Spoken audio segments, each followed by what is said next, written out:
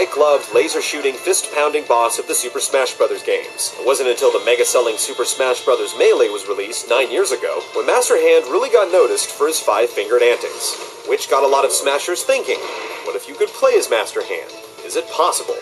According to a few sources, if you're on the character selection screen and hold B while timely pressing A twice using a controller in controller port 3, you can play the Almighty Hand. Just like the plethora of debunked secret button combinations to play as Toad, Little Mac, or our other favorite Nintendo characters, we took this code and expected nothing but a five-finger discount of our time. Let's get to the bottom of this. What makes this code a bit more unbelievable is the fact that it was released in November of 2008, 7 years after Melee launched. Allegedly, some guy figured it out in less than an hour. Even if the code worked, why, with such a cult following of the game, would it have taken Smash players so long to come across it? And if it was so secret, how could someone discover it in less than an hour? Let's see if this code actually works. A controller needs to be connected to port 3. Then access the character selection screen. You need to exit the selection screen at the exact time you pick a name in the entry field. Now, select your opponents and set your character as human, but do not select a character. Instead, clear all the names in your list except one. This will make it easier to click a name entry, as it'll pop up directly in line with your cursor when you click the empty box to enter a name. Now that we're set up, position your cursor on the blank box to enter a name.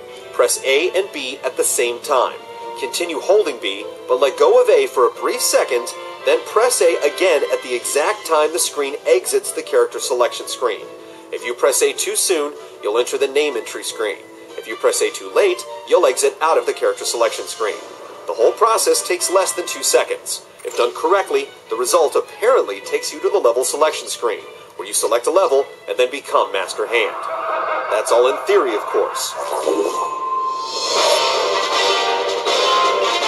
After a number of tries, we actually managed to get the game to advance to the level selection screen.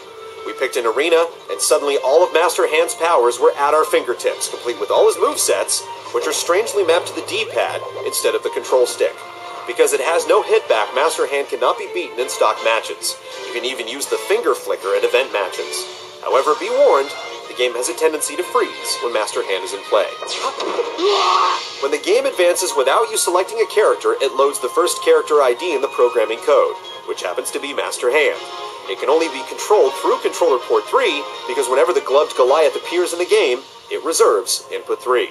Credit must go to Xcord92, who discovered this amazing glitch, dubbed the Name Entry Glitch, who goes on to tell GT that he got bored with Melee one day, and after messing around for about half an hour, he figured out that you could advance to the stage select screen without selecting a character. Give that man a hand. Wow! Incredible!